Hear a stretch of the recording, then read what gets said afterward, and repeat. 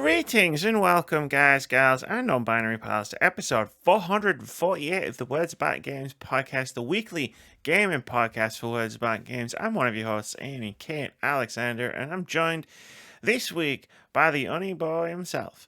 It's Vitz Patel. What's good, everybody? How are you all doing? What's good, gamers? Hope you're doing well out there in Listenerland. I feel like I came up with a nickname for you while we were playing Lethal Company, and I forgot it. I'll have to scrub back through the footage. Yeah, we have to scrub back because I don't think it's maybe something to do with quicksand or the bees. I'm sure I came up with something where I was like, I'll call you this.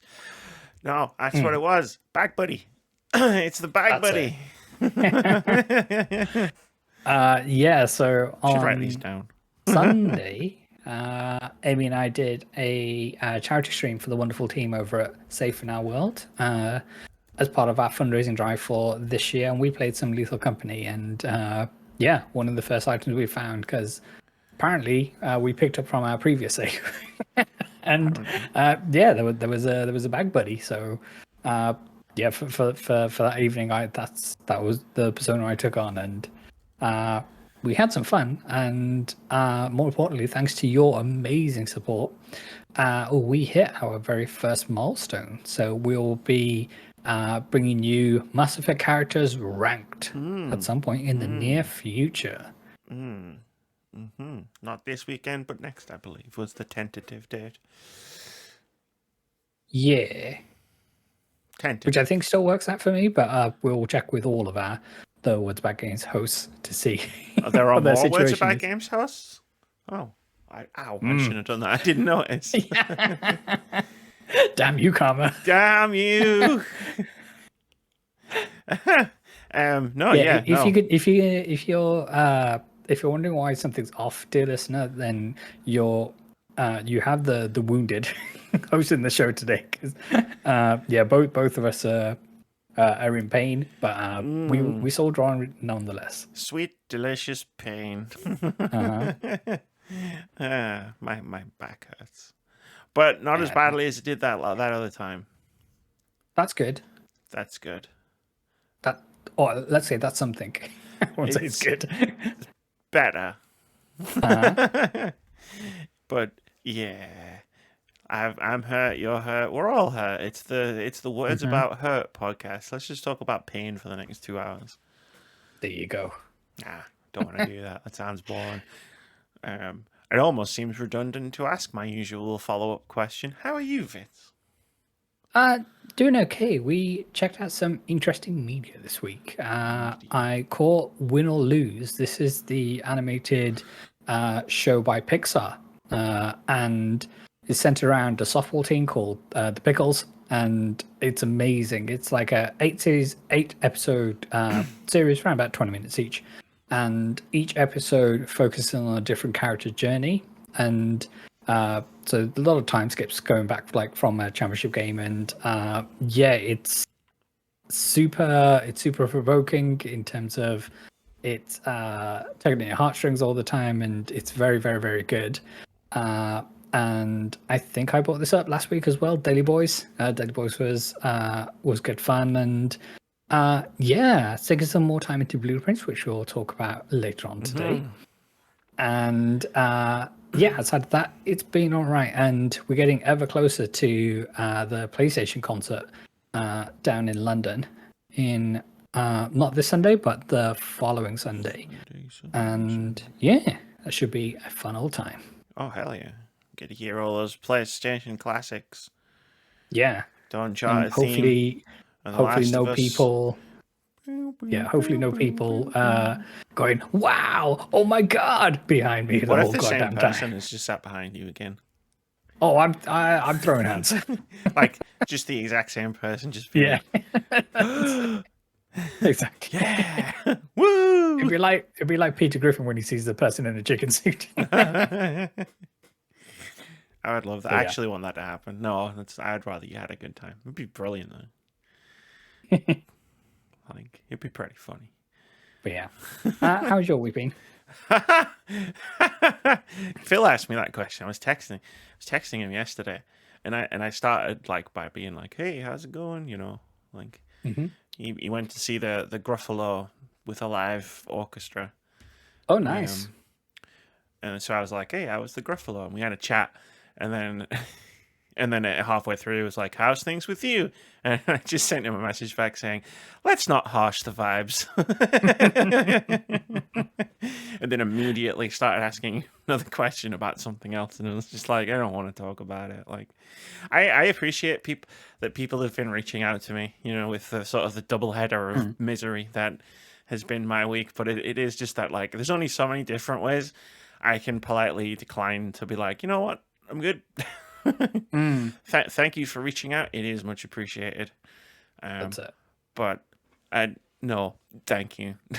You mean you don't have a pre-prepared statement for the press whenever they come to you? No. The one with the fedoras on with the press tag in it? No, I don't. No.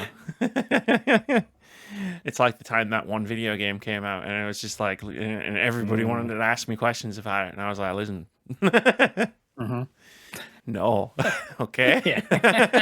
Leave me alone. Leave me specifically alone. We don't go to Ravenholm, and we don't talk about that. Exactly. That's it. Don't ask me a million questions about it that you already know the answers to. I'm going to get less and less polite as time goes on. I mean, it was a good week up until Tuesday. Yeah, it was Tuesday. It was a pretty good week up until Tuesday. Playing a lot of Blueprints. We'll talk about that shortly. Yeah. We finished successfully. Keith and I finished Arkham Horror, the board game. Nice. Played the final scenario on Monday, I believe. Time isn't working for me so well, but I think it was Monday we played and beat it. So now we have no more worlds left to conquer. We've beat all 4 scenarios that are in the box. Did you weep? With laughter, yes, because we each have 2 characters. Like, we control 2 characters, and throughout the course of the game, I still had the 2 characters that I started with. But next to me, because you get these little cardboard things you put in the plastic clip for like the characters on the board, and next to me I just had this like row of 5 characters that Keith had made his way through. Just started calling the graveyard because he just kept getting his characters killed. So yes, I did weep with, and now it's like, well, there's expansions, and I'm just like, man, like there's no expansions, like, but weirdly, like, they give you the 4 scenarios in order, because like there's a big deck with all the things, and like they say start with this one. I think that first one was the hardest one we did. Fair enough. It took us many attempts to beat it. And the other ones were hard, don't get me wrong, but like, like not hard. Like the first one was like Sekiro. Damn. And then like the other ones were just like, Dark Souls 1, Dark Souls 3, it's just like, it's hard, but I can do that. The first one was just dumb luck, I think. Oh my god, that ape's got up again. Oh my god, there's a second one. He's trying to beat me to death with his head that I've just cut off. Like, what the fuck is happening? Any element of control has gone out the window that I had. I know what video you're referencing. Yeah. And yeah, I finished my book, Lost in the Garden. Very strange, surreal folklore horror book. Super weird. Feels like a fever dream when you're reading it. And it's like, it's a bit long in places. Like, there's a few sections where it's like, you could have knocked like some pages out of this. All right, so I feel like let's just get to the next bit. But like, I mean, it was a compelling read. Fair enough. What more could you ask for? If I buy one more book from Waterstones, I get a free book. Nice. Because I've got one of those stupid loyalty card things. It's like every time you spend £10, you get a stamp. And nice. Most of their books cost $9.99. They knew what they were doing. Yeah. Just. You gotta buy a little Chatsky that you find at the checkout every time. I'm gonna have to buy another book. Yeah. But yeah, no, I think it's all good. Uh-huh. That was the first half of the last week. Yes. And then in other news, we announced we finalized the roster for Pixel Pop Stars, and of course, the second I finalized the roster and sent out posts on social, then our contestants pipe up and say, actually, you remember when I said I could make that date? It turns out I can't make that date anymore. I hope it's not too much of an issue.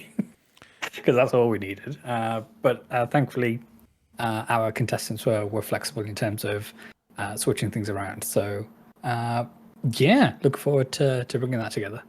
Yeah, that's good stuff. Did you send me a mid-roll? I sure did. You did, yes. Sorry, I was in hospital when you got that message. That's fair. It's been a fun week. Uh-huh. Yeah, and I was like, I'll watch this later. And then I didn't. I went to bed. Features the all-new theme song. I know, like I've had the theme song for Pixel Pop Stars for 2 days, and I haven't listened to it. Like that's just been how weird my last 2 days have been.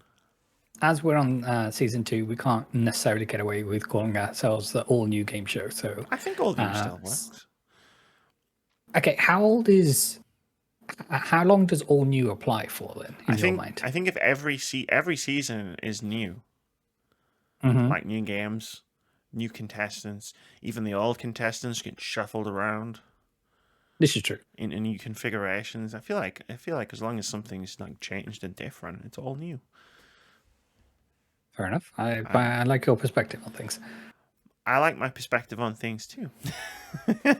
I have good perspectives on things, but I'm looking forward to hearing which song you've covered. For the new one. It's the same song. It's just the lyrics are tweaked. Oh. Yeah, because Danielle Z, friend of the show, was very much that song is a banger. Don't you dare change it. It's like, yes, ma'am.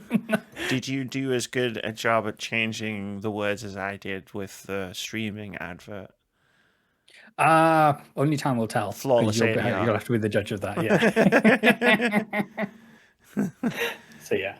It's what we're known for. Be sure to follow in all the right places that you want to enjoy that show, whether you want to catch the thing live on Twitch or as a high quality edited VOD on YouTube. I highly recommend it. And watching it, well, even in the episodes where I wasn't in, because I was in multiple episodes, because I was a finalist, no big deal. Unlike don't brush your shoulder, you'll do yourself a mischief. Unlike most of the other people who were there, I actually appeared in 2 episodes. Just saying. Like even watching it was fun. Like it's a fun watch. I can recommend. I think I made a good show, and the reception seemed to be very well received. And this time around, Moody's thrown their hat into a ring, so a new challenger approaches. Yeah, I'm looking forward to be able to making him eat his words. Where I was like, well, I got that in chat, and I was like, yeah, I'll bet you did, really. But I've been on a game show with you before. You know how badly we both choked. When you're under the lights and the pressure is on, the mind just goes blank. It's different when there's something on the line. Your mind goes blank and speaks you in a language you don't understand. Exactly. I got stickers for my laptop. Check it out. Did some decorating. My laptop's like all gamified now, but like cool games because I got good tasting games. Yeah, you got Jill Valentine's. Yeah, that was what started it. I found a sticker sheet for Echoes of Wisdom. But it's mostly just like I like Zelda and not necessarily I like the Legend of Zelda game I haven't played. But you've also got Jill Valentine's police badge because she's the best character from Resident Evil. You've got the Moonlight Greatsword from all of From Software's games, like ever. Yep. I quote from Final Fantasy VII. Heather Mason from Silent Hill 3, and then like the Sunset Sarsaparilla badge from Fallout New Vegas. I was like, what represents my tastes? Badass women surviving unspeakable nightmares, and a made-up beverage from a post-apocalypse wasteland, and a glowy sword. That's what defines my taste. There you go. This is a fine taste to have. Indeed. Video games. Right. Speaking of, I've played 30 hours of Blueprints in the last week. I've done a lot of stuff in that, and this is going to be a weird interview. No, it's not. This is going to be a weird review because I have to qualify things and opinions and thoughts without going too deeply into necessarily why I think certain things about blueprints, because not only do I not want to spoil you, the viewer, who I'm going to try and convince to play this masterpiece of a game, but I imagine quite far ahead of Vitz. Yeah. So I think I'm around about 10 hours in at the moment, although I'm on day 9. So yeah, so there's been quite a lot of head scratching that's gone on in terms of I have this thing. This is grand. I wish I could do something about this on this run. Oh wait, no, I can't. Why does this game need to be a roguelike? These are questions I'm asking myself in these key moments. I found a place I could store an item. What do you mean I can only store one thing? You can only check a single item. And then I have to randomly spawn that room again in order for me to extract it. But that might not be the one where I get the environment where I can use said item that I stowed away, and who the heck knows. But so I'm part ways in, but this game seems to be taking over the mind space, and people will be heaping flowers on, as they should, on is it Duga Bomb? Am I pronouncing that right, or is it Dogu Bomb or Dogu Bomb? Yeah. Bomb, something like that. I don't know. Keeps going up. And the publishing team over at Raw Fury. Shout out to Arvel. Hello. This game is amazing, and there are elements which frustrate me and elements which challenge me, which are good. The challenging bits, at least. But Amy, hit us with your wait until you're in day 63. That's what day number I'm on. Like, and I did do that. You know, he's just at the hello to Aravel. I did when I saw a name come up in the credits. I was like, yeah. Because I hit the credits. So like I've played for about 30 hours. I hit the credits, like 11. I think I texted you about it. It was like 11 or 12 hours in. Yeah. But I did have the head start of, as I've mentioned before, like I've played the demo a bunch of times. So like I knew some stuff already, but also like what the game kind of wants from me and how it works. So like I had that sort of head start. Whereas like I think it might have taken me a good few extra hours. Yeah. No. To finish the tutorial. Totally. for those who don't know what the premise is, shall we set the scene up? Yes, let's do that. For Blueprints. You do that, okay. because like so the thing is, I'm so deep in it, like I don't want to accidentally say something because like I'm not one of those people that's like, oh, just don't look anything up, go in completely blind. Like you should. I think that's the best way to approach Blueprints. But like, I'm gonna tell you things about the game, like of course, and it's nice for you to have some context as to what the heck is going on about. Oh yeah. So this is a video game called Blueprints, and it's a exploration puzzle roguelike, and you take on the role of a little boy called Simon, and you have been left this estate by your great uncle or your granduncle, and essentially he says, right, you got the keys to this place on the provision that you can get to the secret room in the back. And the house is going to shift in shape every day. There's some rules to say what you can and can't do, and where you can take stuff and where you can't take stuff. But I believe in you, little boy. And then from there, you're left to explore the house. And every room that you go in, it's a seemingly random selection of rooms that you can draft from. And you build your way that way, and you're trying to reach something called the antechamber. And we don't know what that is. And as you progress through rooms, through various different rooms, you'll find pieces of notes and puzzle elements and that, and you're left to piece the larger story together. And there are some random ass things that happen, and the mystery itself isn't just contained to the interior of the property. There's there's land you can explore as well, and it is very, very intriguing. Yes. One of my favorite moments of the game is when I got outside for the first time, and I unlocked the things and stuff and did the things, and then you started the next day, and I was like, hold on a moment, and I turned around for the very first time. I was like, I could just walk. You mean I could just walk outside? Yeah. I mean, I can just do that. I've just been able to do this the whole time. It turns out that's very important. Like a lot of the things you said there, where it's like I did an unfortunate sort of like reaction on them. It's like some of the things that even you've said there, I'm like, maybe that's not quite how it is. But like, yeah, top level thoughts of Blueprints. I love it. Obviously, I like. I've seen people jokingly talk about like the objective that you get at the beginning of the game is like Vitz said. It's like here's a 45 room manor. You get to keep it if you get to room 46, and you're like, what the fuck are you talking about? And that's all you. That's it. That's everything. That's it. And then you go forth from there, and then like. There's a million other puzzles in the game. There might actually be a million. I haven't counted them. I have a long list. But like you have to find them. You know what I mean? Like before you even think to solve them. Like you'll be seeing things and you'll just be like, I don't know what the fuck this means. And then like 20 hours later, you'll be like, wait a minute.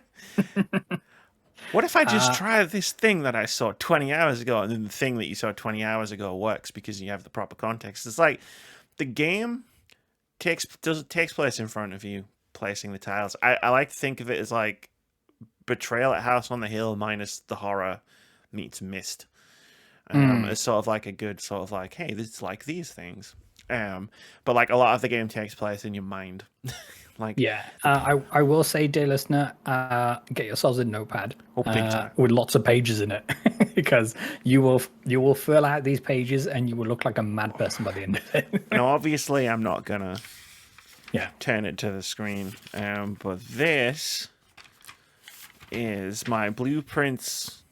This is how many blueprints pages I have. For audio listeners, Amy is looking through several pages of notes in her notebook. Compared to this is where I've found my way into the antechamber. So all of this bit has been since I have a to-do list that takes up an entire page. So for context, friends, I have not found my way into the antechamber yet, and as I was mentioning, like each day the house resets, and I'm only on day 8 or day 9, and Amy, I think you mentioned you're on 60 something, so 63. Yeah, so please don't expect to figure out the mystery behind it all on your first day, and please don't be discouraged if you feel like you're not making as much progress as you feel you ought to be making. Just keep plucking away, because every run you are learning something. Exactly. And even if you can't utilize that knowledge on that particular run, you will do later on. Yeah, like there was a puzzle that I'd been stuck on for a very, very long time. Like since before I reached room 46, I was like, I found this puzzle real early. And I was like, I see it, like, see what you want me to do. And I'm picking up things in the house. But there was like one specific part of the puzzle where I was like, I just don't know. You know what I mean? I can't find this thing. I don't know where it is. And then like 15 hours in, I drafted a room I'd never been in. I picked up a note. I looked at it. I was like, holy fucking shit, this is why I can't find this thing. And then I just did the thing on the note, and I found the thing, and I solved the puzzle, and I unlocked a cool new thing, and it was like, fucking boom. I will say there are permanent buffs, for want for a better word, that you can unlock as you go through, so not all of your progress is going to be reset. And like these are few and far between in my experience, but they will help you. And the way it limits your progress per day is you have a set number of steps, and at the start of the game you have 50 steps that you can do, and a step is taken whenever you enter a new room. And this also applies when you go outside. So when you go to different zones, for a better word, it counts as a step. And then once you hit 50, then you have to go and rest. And then your day will reset, and you'll get to go again with a fresh new house. And as you're drafting different rooms and building out your house, at the end of the day, it'll give you a review of, oh, this how many steps you take and this how many rooms. But you will get a kind of caricature of the property that you built at the top, and it will have a little description to say whether you built like a small cottage or like whether it's red themed because you found mostly red rooms on that run, and like whether it's a west facing one or west like leaning building and that kind of thing. Garden center, some other things. It's like there's a whole bunch of rooms. Like I'm not gonna spoil, like because like but sorry, I was going to say for most of the rooms that you'll find, at least in the start of the game where I imagine I still am kind of thing, they are they're your typical rooms that you'll find. You'll find like a pantry, you'll find a kitchen, you'll find like a bedroom, that kind of thing. But then you get more specialized rooms. You sure do. And as you get into it, like there'll be certain cutscenes attached to finding certain rooms for the first time, and then that tends to give you a little bit of a story beat and helps you figure out, okay, what's going on. And yeah, it's very interesting. And Ames, expand some more, because I've got some thoughts, and I want you to. I mean, I love this game. Right? Like that's my like overarching sort of like takeaway. I fucking love this game. Like I've been obsessed with it for months. And like now I've got the full release. Like I'm loving it. Like I like a game where the progression doesn't just take place on the screen. Like I'm not a massive fan of roguelites or deck builders for that precise reason, where it's like I hit the wall, right? Like Slay the Spire was one that I bounced off of because I was just like, I'm not being able to build my deck properly. I'm not being able to do this. Like, I'm just hitting a wall, and there's no progress happening up here because I need the cards on the screen. Yeah. Whereas, like, with Blueprints, it's like, no, like, okay, so I haven't found the thing that leads to the bullet point 5 on my list, but I've accidentally stumbled into the things that lead to bullet point 9 on my list. So let's just, like, we're going to veer off, and we're going to start, like, doing that. And maybe I don't solve a thing, but I figure something out that helps me with bullet point 2 on my list, or I find a note that helps me with something brand new else. bullet point that you never even had before. It's something like that. I have solved puzzles with incomplete information. Like that's what I really like about Blueprints, is this logic isn't video game logic. Like it reminds me a lot of Animal Well last year, which is another game I was super obsessed with, because like when I played that game, I talked about the frisbee last time, where it's just like, you know, you use the frisbee to hit the switches, and then you think, wait a minute, can I just like, you can bounce it off a wall, can I jump on it? And then you jump on it, and then you realize that's how I like figuring things out. So there's a couple of puzzles in Blueprints where it's like I figured them out. I don't want to say necessarily before I was supposed to, but before I had all of the relevant information, if that makes sense. Before I had all the pieces, because like one of them is just like, well, I'm only missing a few words, and I kind of get what it's trying, the words that I have are trying to tell me. So let me just follow that. And look, I found something.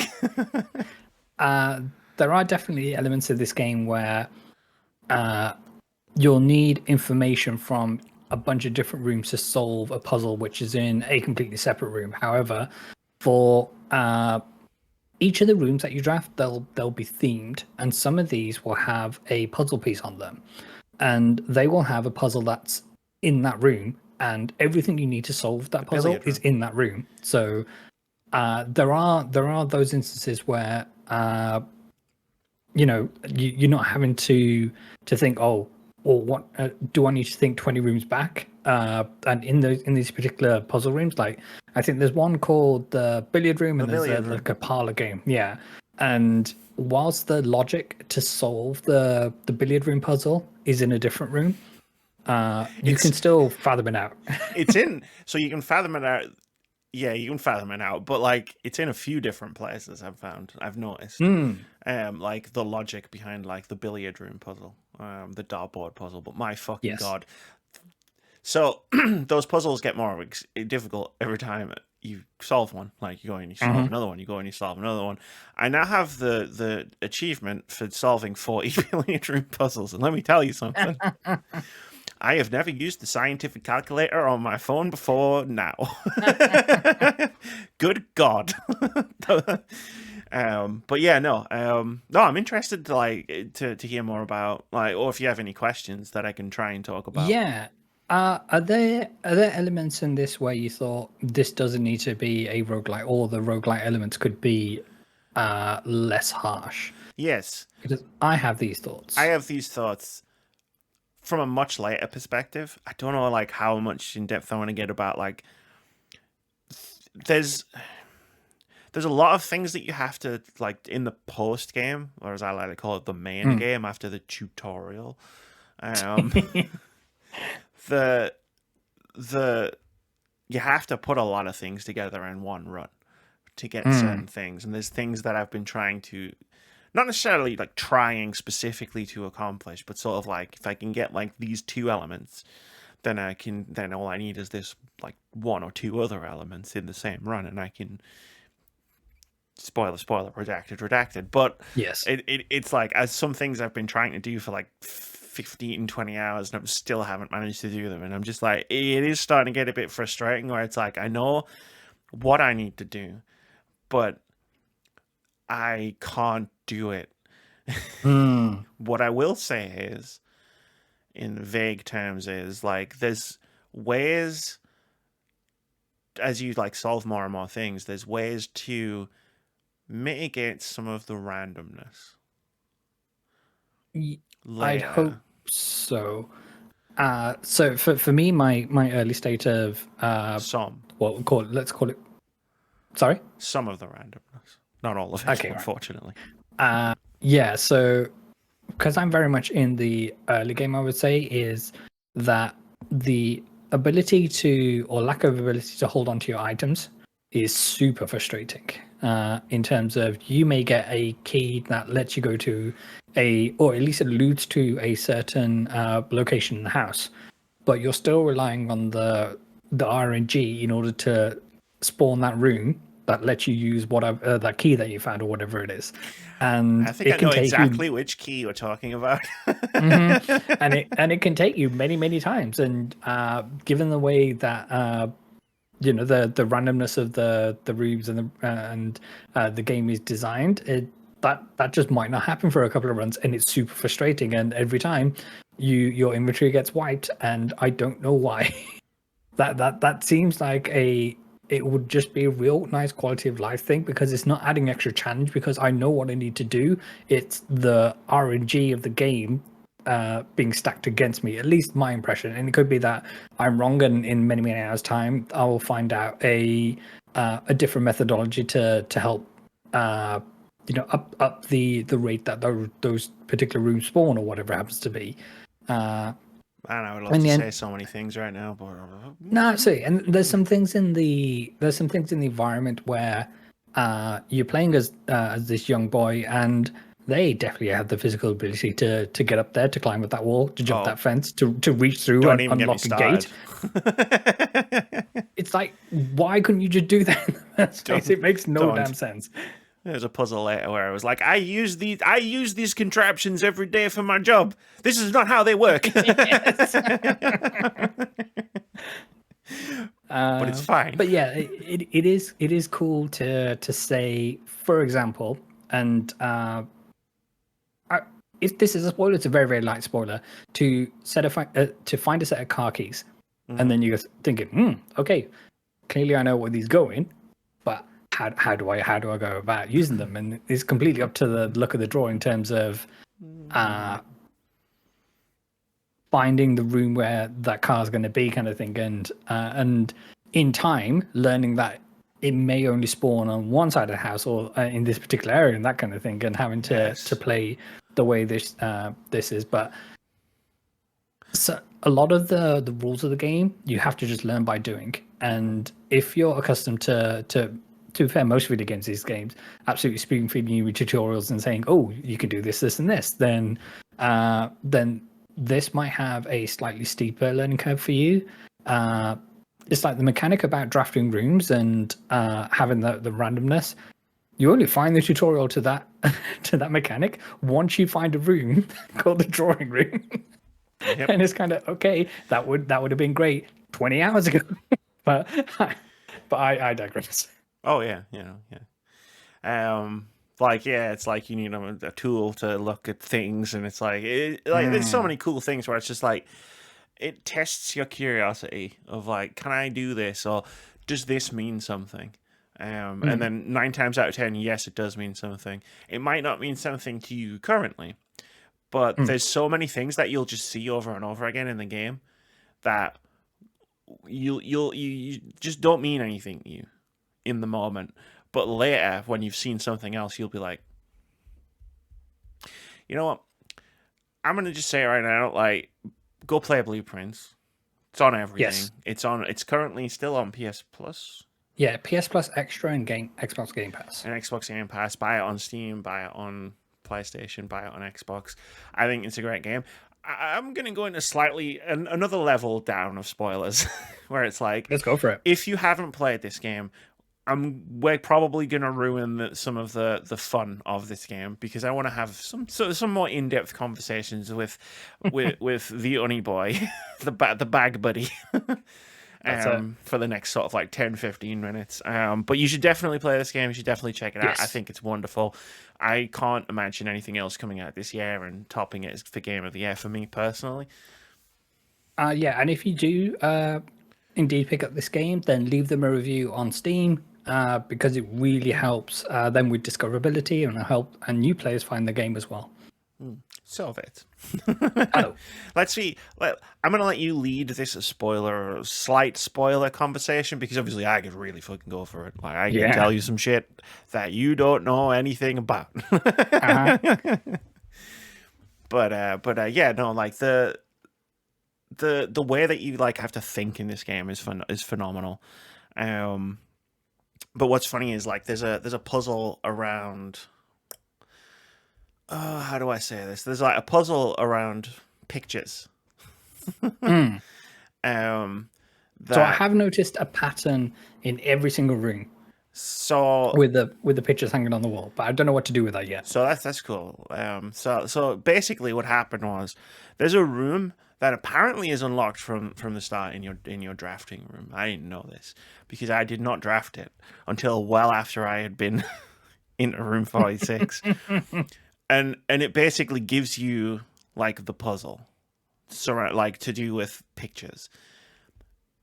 But because I'm putting things together in my head, you know, and I'm like doing this and I'm doing this and I'm noticing like connections and stuff. I went out and solved that puzzle. It took a while, and then I looked at what I had solved. And I read the message, and I went, I already knew that! Son of a bitch! Because it's like one of those things where it's like, it relates to like a bunch of different like things. And it's like, once you think that way, you can be like, oh, I can figure out what the actual clue in this room is. But I'd already kind of context clued my way to that solution. Yeah. So then I was like, you motherfuckers, I just wasted so much time.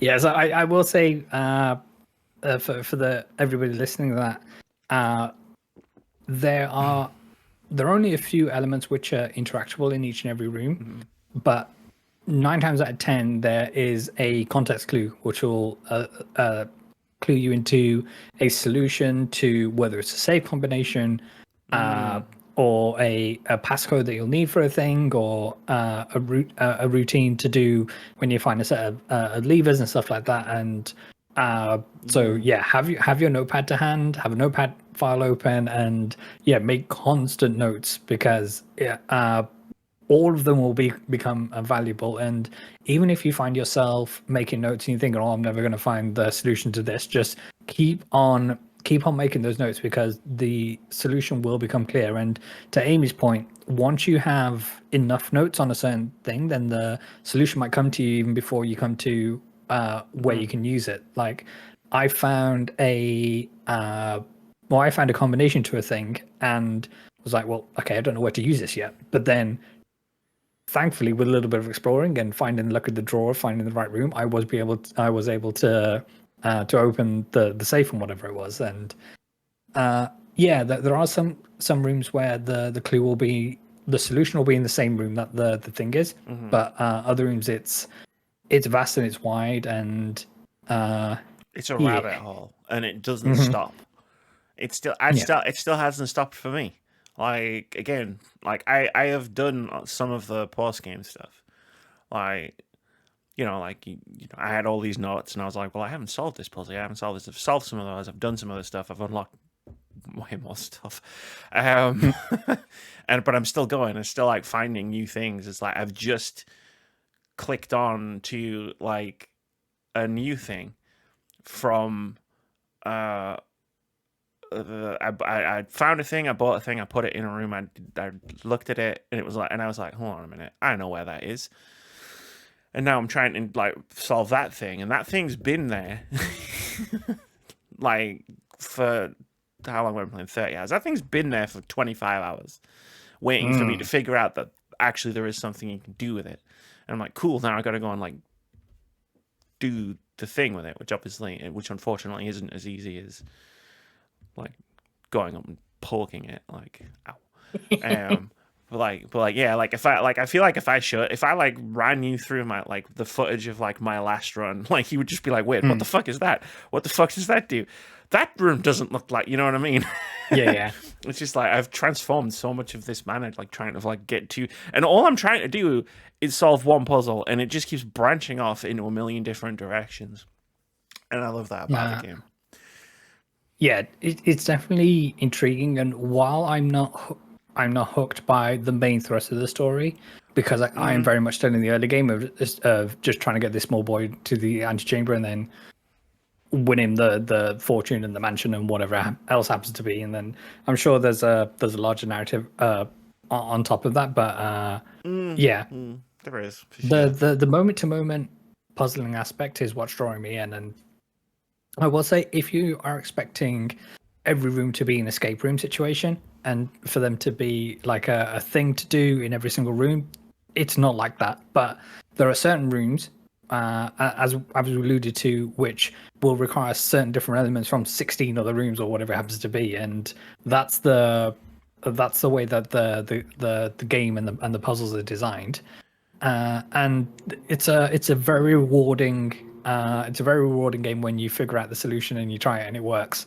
In the same way that when you figure out the one solution to do a test chamber in Portal, that kind of thing, there's the same amount of dopamine that gets triggered. For sure. Like it is fun. Like I've had many times where I've like been on the verge of just being like, maybe I just need to take a break from this. Like I'm not getting anywhere here, and then all of a sudden, do something, find something, figure something out. I'm getting somewhere again. Like shit, that's awesome. Yeah. And like you say, there is some frustration where it's like I found this key, and then you open the and I know where to put it, but then you open the map and you're like, I can't get to this place, and then the key disappears from your inventory, and it's like, it took me so long to get that room. And now I have to try and get the room again to get the key. But no, yeah.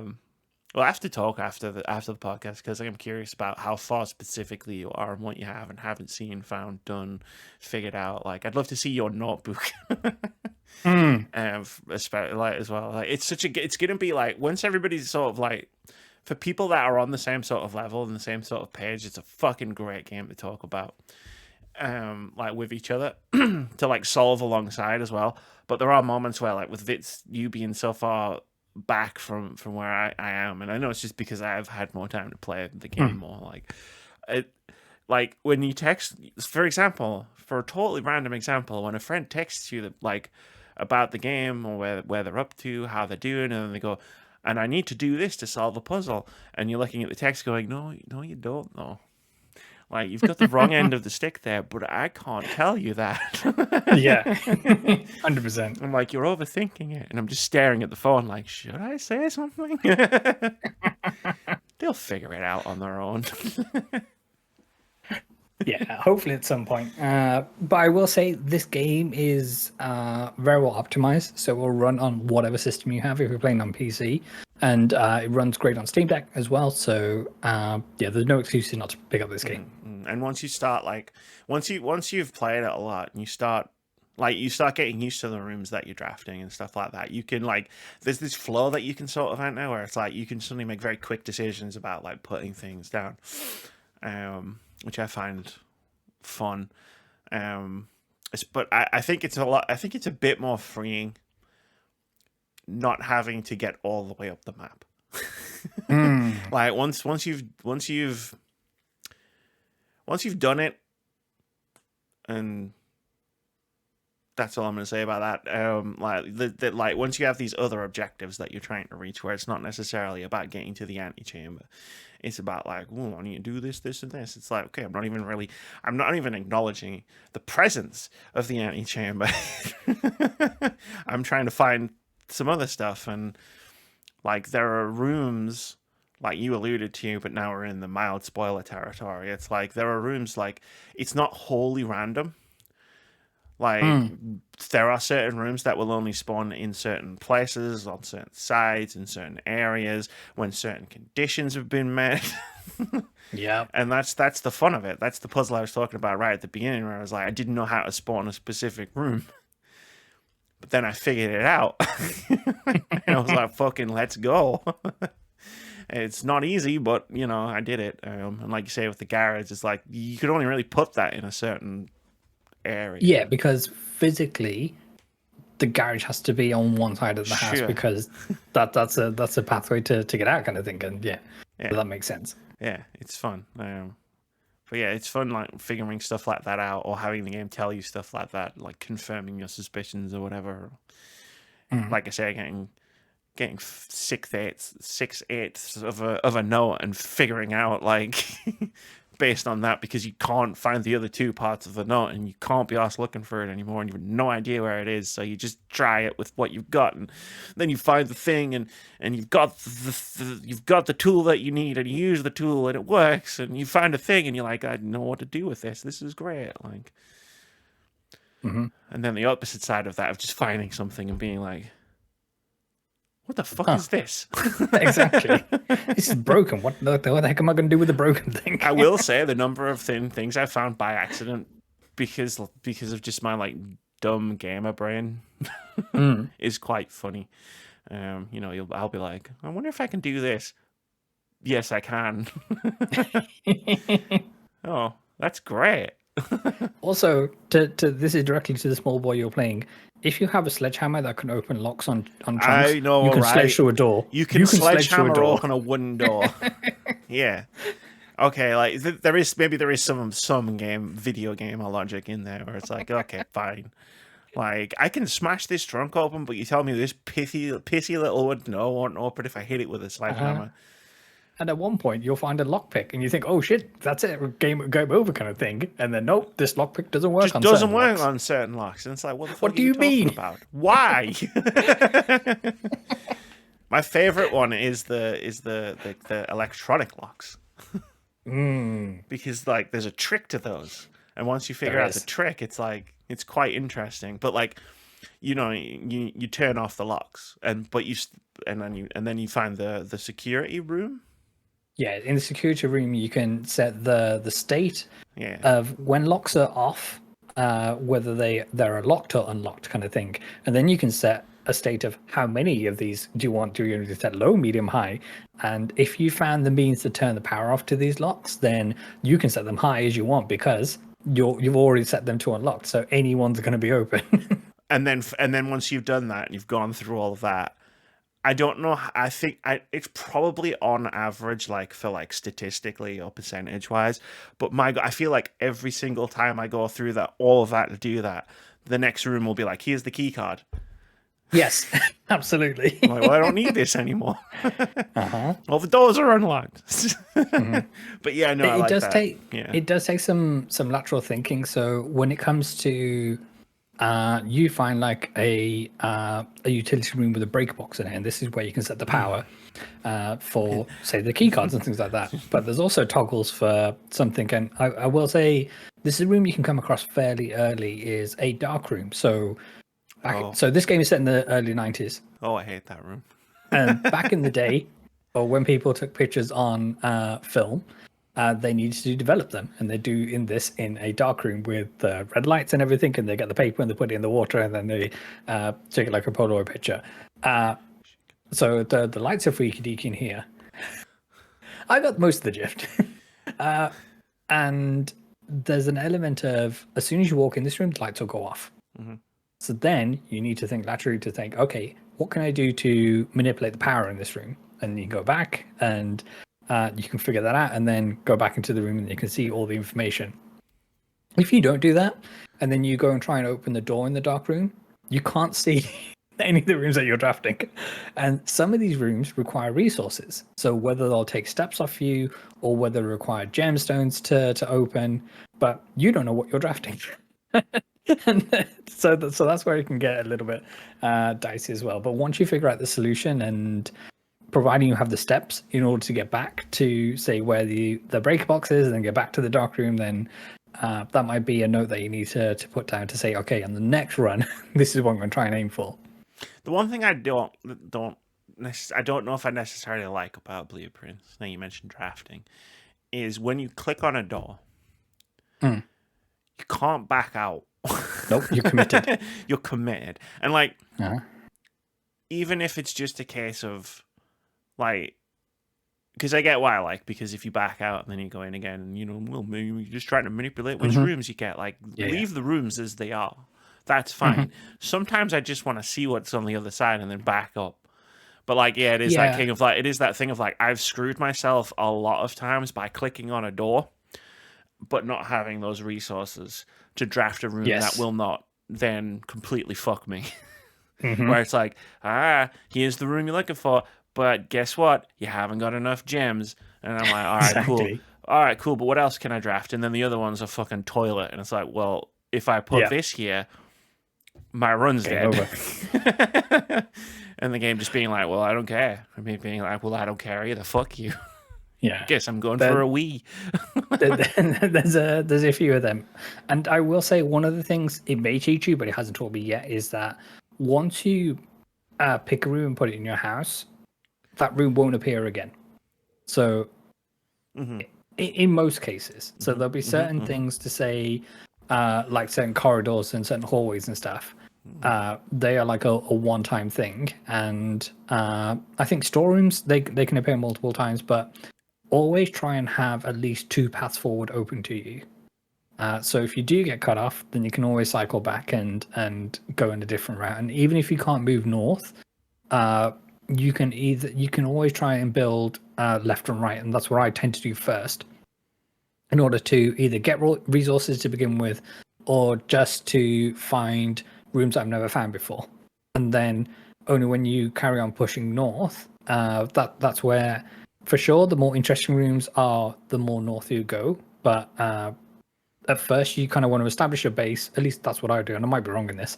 Establish a base of, okay, I've got some resources to get through. I've got some keys, got some gems, and now whatever comes through, exactly.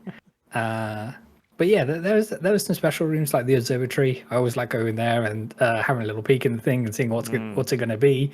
Yeah, so it's fun. The observatory, good room.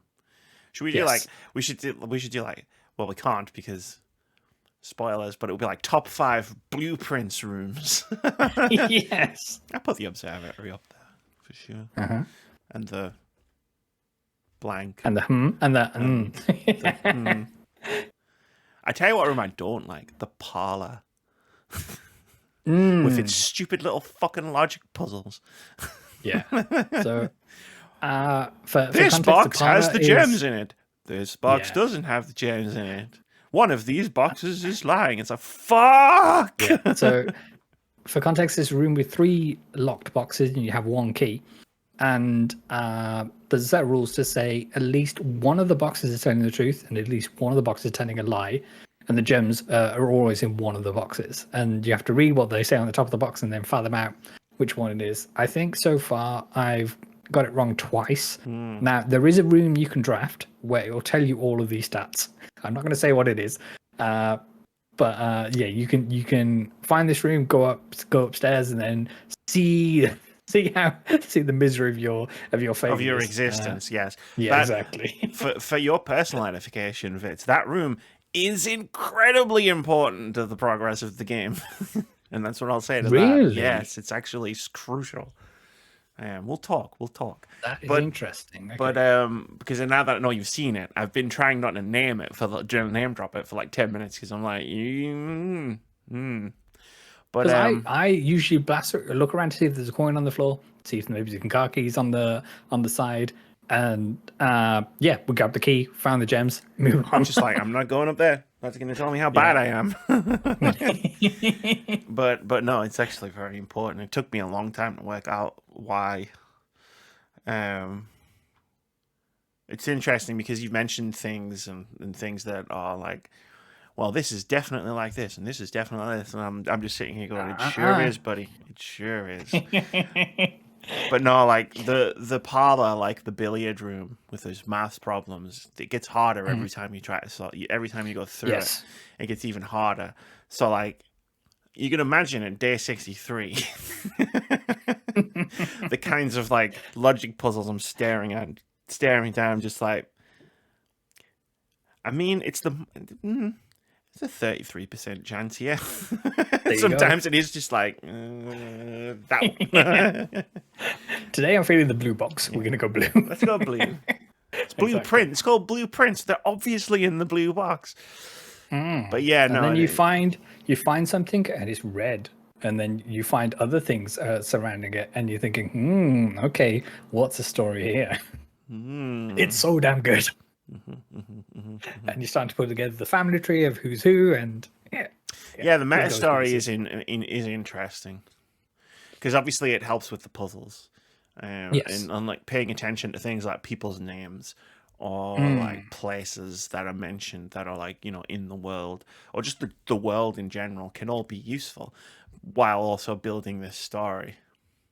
And I love the fact that like the game play like of drafting and this manner and how it works and how it exists is like folded into the actual world. Like it's not just like it's a magic house that only Simon can see like this. Is like no. This is how the house works, and all of the characters who have written all of their notes know it.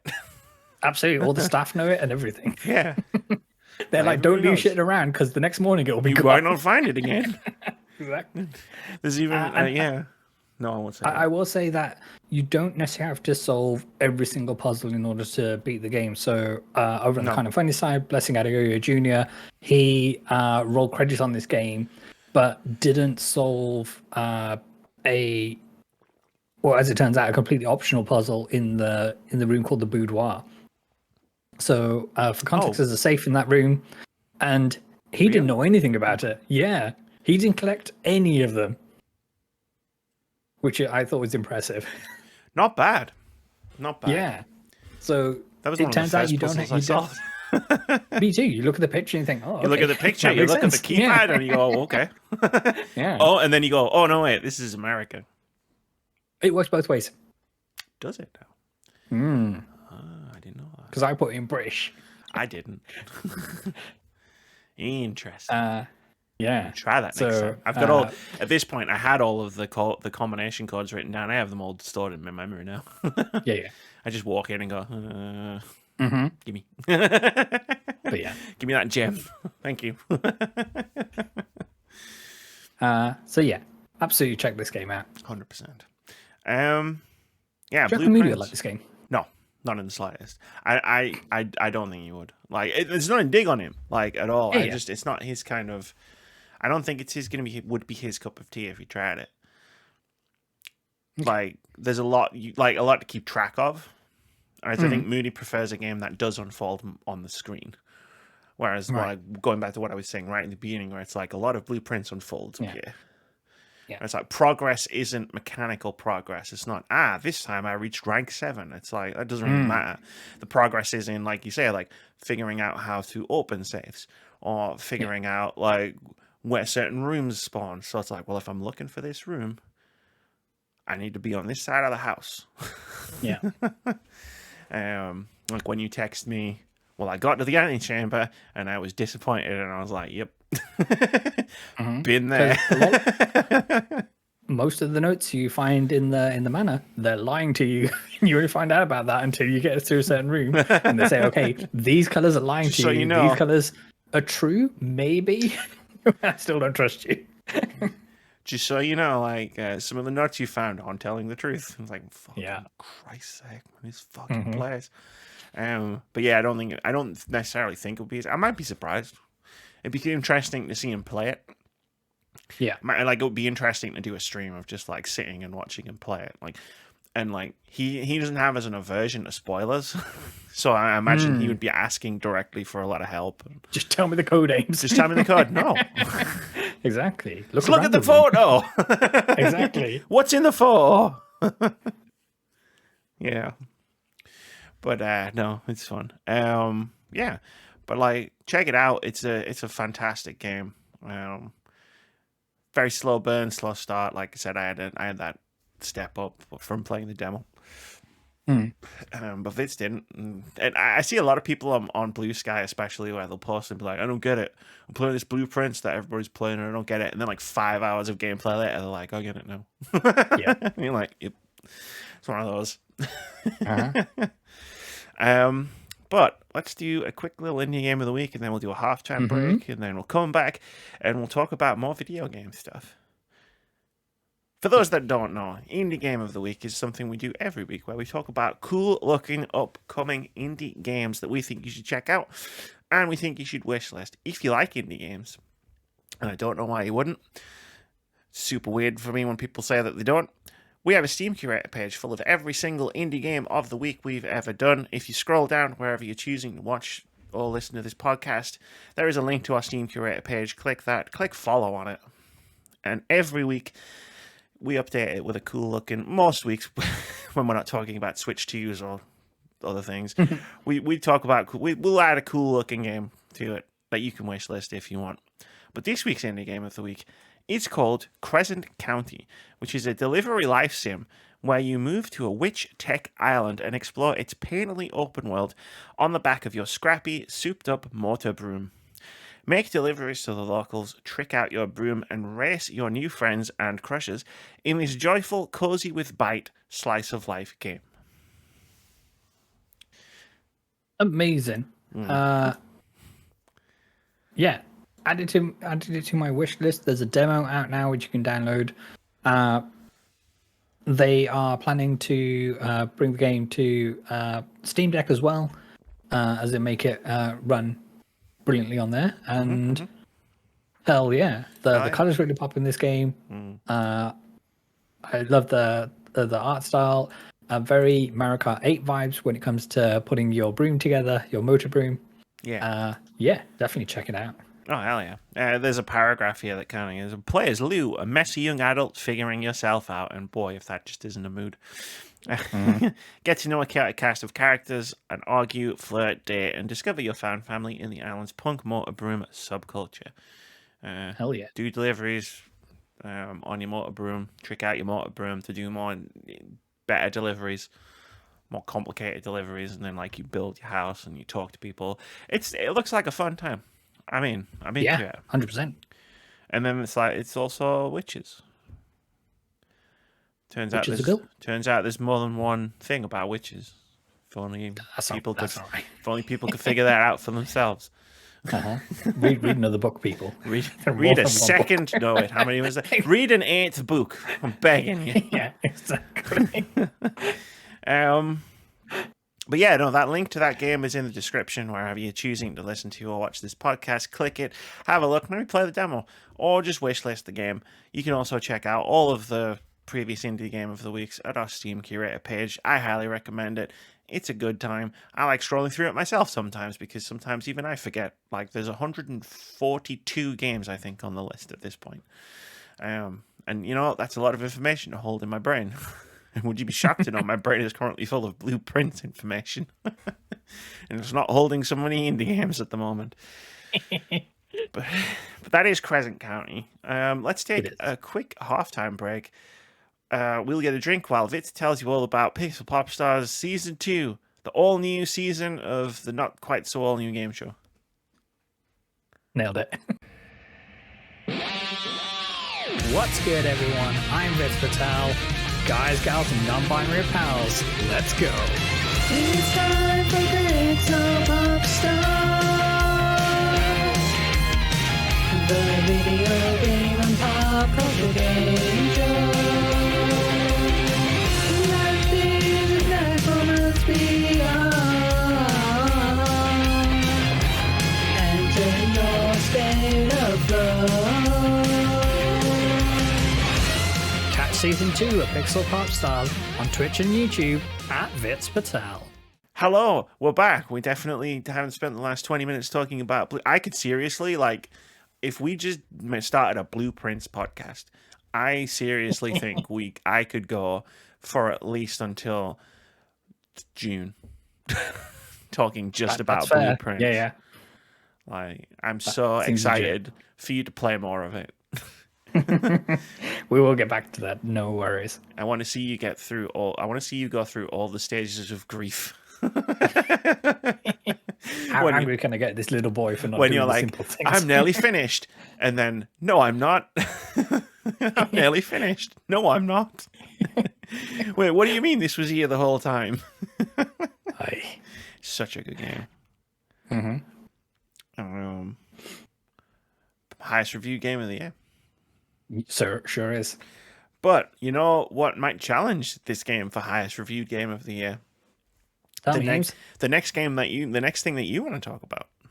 Yeah, so today is the 17th, the day of recording. Nintendo hit us with a Mario Kart World Direct.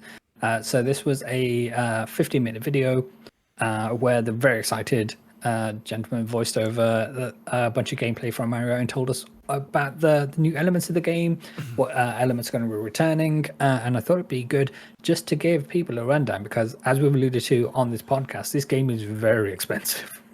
And I was hoping that this would give me some justification as to here's why, in terms of, okay, Tears of the Kingdom was £10 more than pretty much any other Switch game at the time, but you could kind of see where the extra level of Nintendo-ness went into Tears of the Kingdom to potentially justify that price. And being hit with that sticker shock of Mario Kart World is how much? That was my thought going into this in terms of, well, I'll give it a watch to see if it's going to, blow me away with so much quality and so much amazingness that, and people will be just throwing hundreds of pounds at the screen just to get it early, that kind of thing. But let's not give Nintendo any ideas now.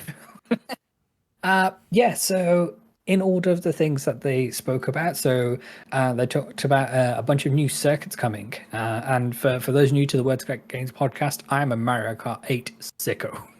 I have sunk hundreds and hundreds and hundreds of hours into this game. They're a Mario Kart 8 sicko. I'm a Double Dash sicko. Yeah, there you go.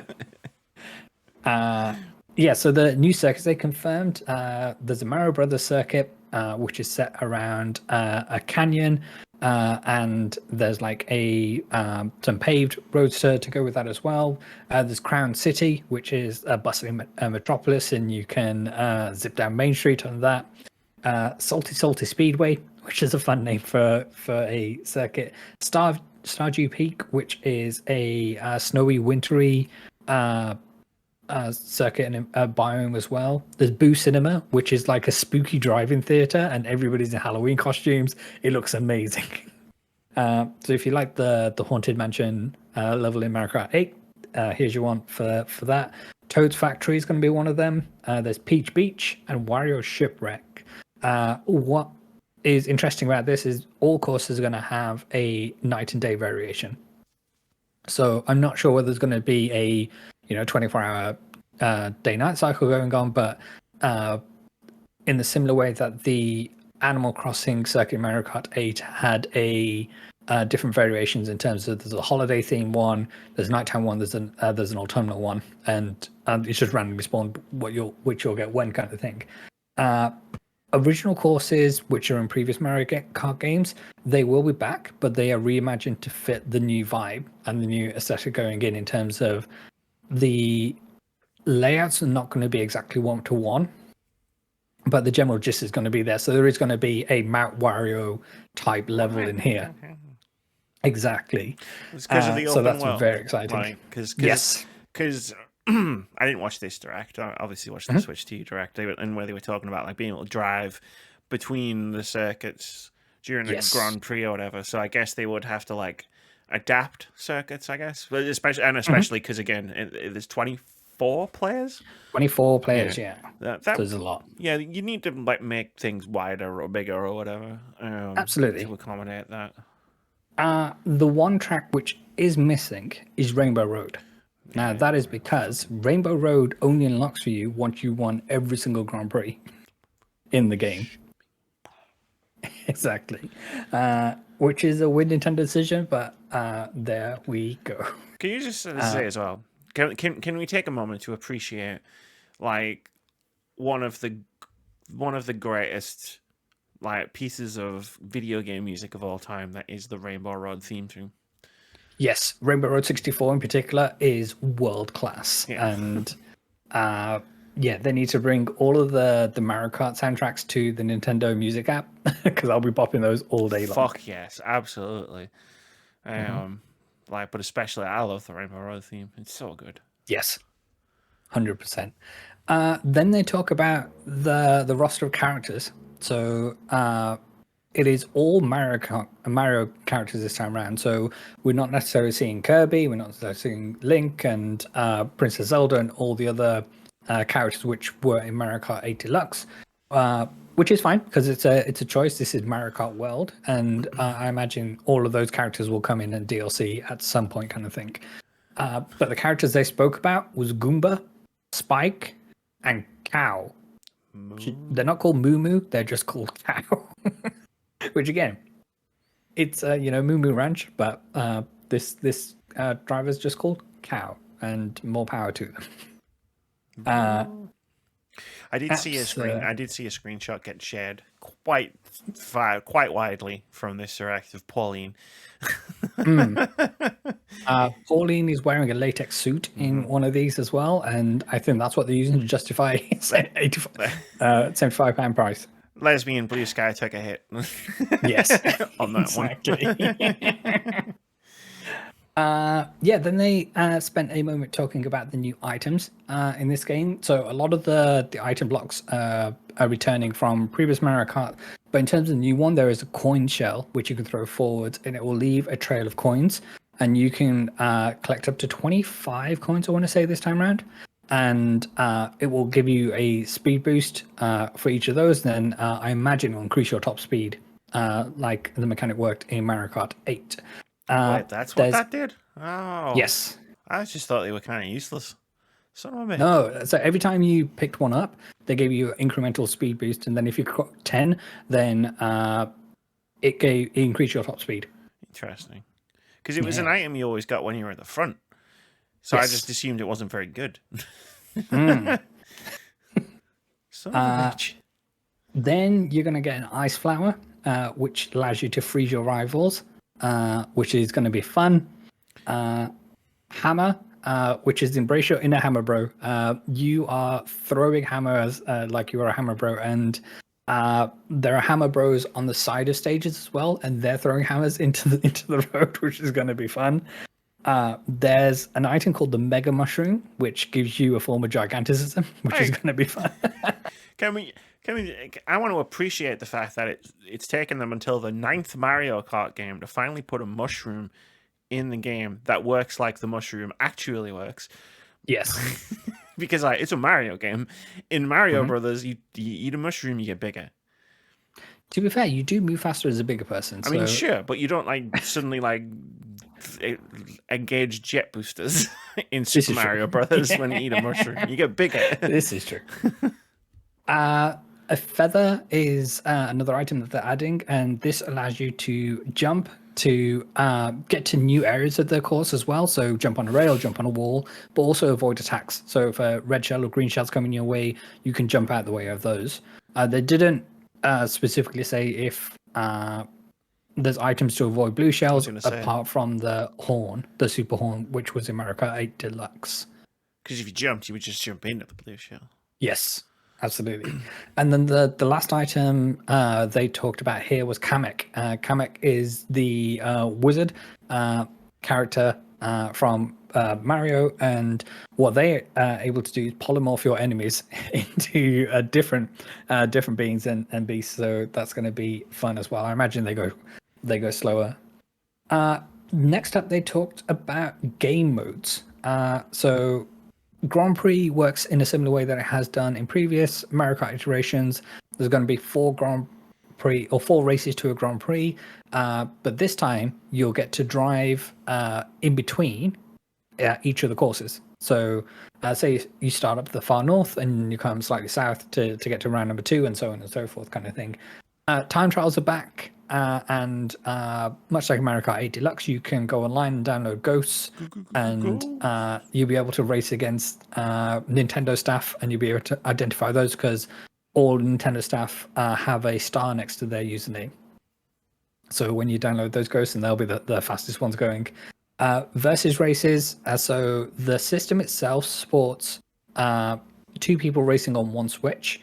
But you can link these up with up to 8 switches to get like 24 people running. So that's going to be fun time. Multiplayer is back. You can have up to 4 teams of the 24 people. And there's also the free roam mode exists in multiplayer as well. So that becomes your lobby. So while you're waiting for people to rock up, you can just drive around free roam mode, use the photo mode in there as well. But yeah. Having flashbacks to Xbox E3 press conferences. You can just go on a road trip with your friends. That's exactly what they said. Yeah. Speaking of free roam, this is the Forza Horizon of Mario Kart. So you have the whole open world, and you get to drive and you get to explore, and there are P switches to be found, and what these do is unlock mini challenges within them or missions. So you'll hit this P button and then 8 blue coins will show up, and you'll say, oh, do these fetch these coins as fast as you can. There's panels and hidden coins and medallions and things to pick up as well. So there looks to be a lot to find. How tedious that's going to be, time will tell, and whether it will be, oh, this is just a one evening activity. Oh, we're just going to go around the map and try and find all the coins and whatever happens to be, kind of thing. But at least it adds something to do within the world. The other thing you can do is you can grab dash food. So in the reveal trailer, we saw Yoshi had like a restaurant, and there's an item you can pick up there, and it's fast food takeaway themed, and not only will give you speed boost, but in some instances unlocks a themed costume. So if you grab some sushi, then you will get a kimono, and I can't wait to see how racist this game gets. Am I going to get a samosa and end up with a turban? Time will tell. Yeah. So there's going to be themed costumes, and then you'll be able to. No, Vitz, don't pick up that croissant. Exactly. Mario and a stripy top for no reason. Exactly. Why is my car a bicycle? And then these costumes are going to be selectable on the character select screen as well. So they appear to be purely cosmetic. I don't believe they have different stats associated to them. But whether you're going to eat a taco and with a sombrero, time will tell. We will see. One of my unironic dreams is I want to visit Paris because I've never been. But I do want to ride down a cobblestone street on a bicycle with a little basket on the front of it with a baguette in it. I've been fortunate to go to Paris a number of times. They're very rude over there. it's unironically what a thing that I want to do on my bucket list. Mm-hmm. And I want to go bling bling, big baguette. Yeah. Sorry, I don't know why I brought that up. Are you drawing on the curly mustache? No, nothing like that. Okay, fine. I might put a beret on. Yeah. I've never worn a beret. I wonder if I could rock a beret. I have to find out. Only one way to find out. Then they talked about the battle modes in here. So there's 2 types. There's balloon battle, and so that works in a similar way as it has done before. So you have 5 balloons. You hit other enemies with items in order to pop their balloons. And this is a mode I did not touch in Mario Kart 8. I don't imagine I'll be touching this in this one either. I played an unreasonable amount of this in Mario Kart 64. It's where you just drive around arenas, right? And like Yes. and you shoot each other with shells and pop their balloons. Yeah. I Mhm. played a lot of that. Then the other mode they have in here is something called Coin Runners. So this is a mode where essentially you're racing around a track, but the currency is collecting coins, and the person with the most coins at the end, they have to win. I mean, you should Again, I'm here for the racing and not so much for these extra modes. But if you're into those, then more power to you. collecting coins doesn't sound as fun as shooting people with shells. This is true.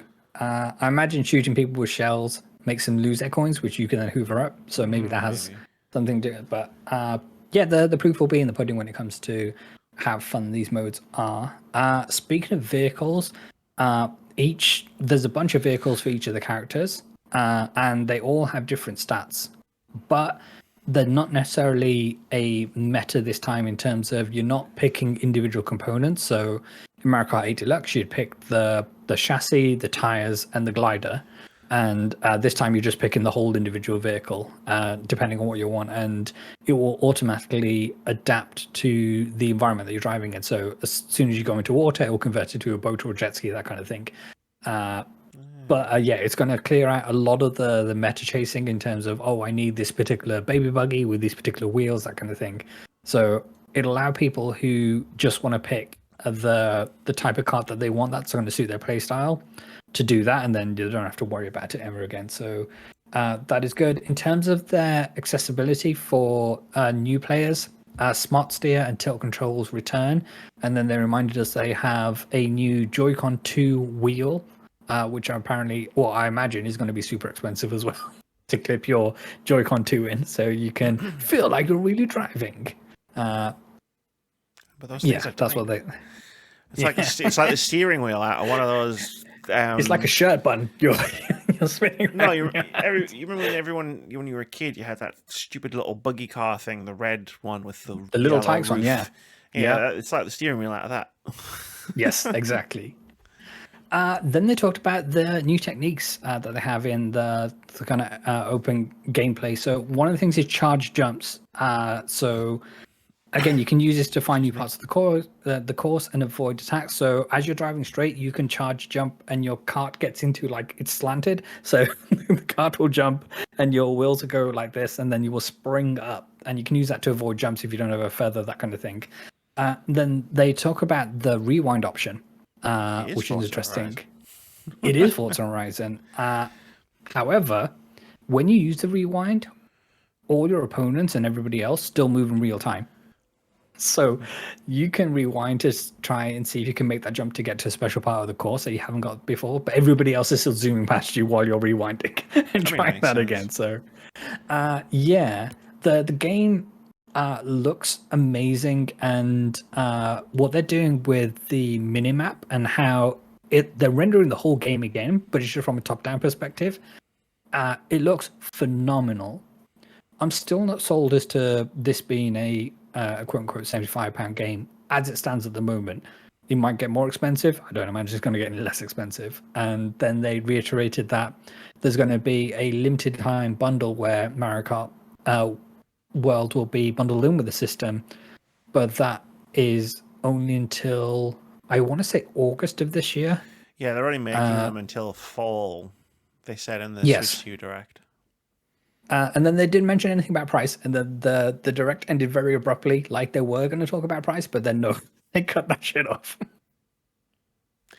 So, and that's Mario Kart World. How do you feel about Mario Kart World, having seen now the Direct and the Direct?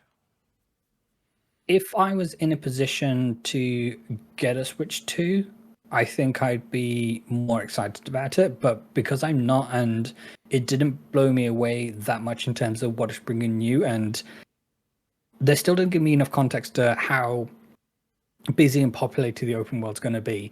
Like, there doesn't seem to be any like NPCs knocking around or like different characters you can find who challenge you to like a race, and there's no, from what I can tell, like emergent gameplay in the open world that like Forza does.